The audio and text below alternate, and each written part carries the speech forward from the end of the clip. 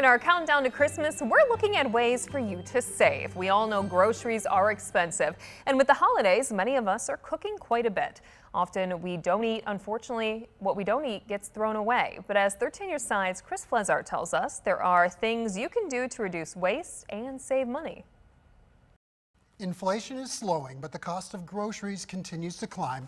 The government says prices are up about 2% from last year. For that reason, it's important to stretch your budget and reduce your waste. Data shows Americans throw away about 60 million tons of food every year, and that translates into about $408 billion annually. Most of that, 43%, comes from our homes, the rest from businesses like restaurants.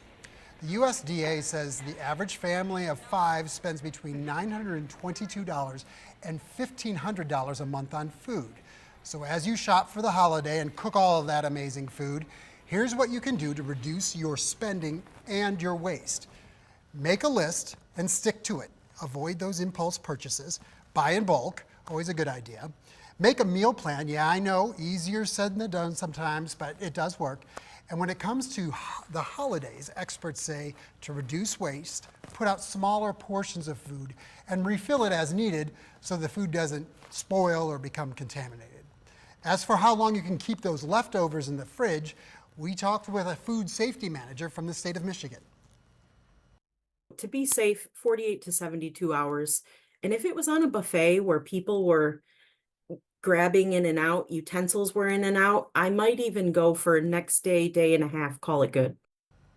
Other ways to reduce waste and save money, put food away around the 2-hour mark. If it's out any longer than that, dangerous bacteria starts to grow.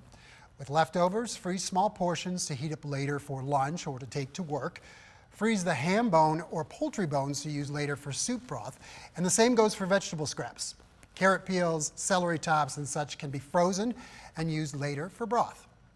Following these tips could save you quite a bit of money. Consumers throw away about 1/3 of all the groceries they purchase. For a family of 4, that's about $1,500 a year.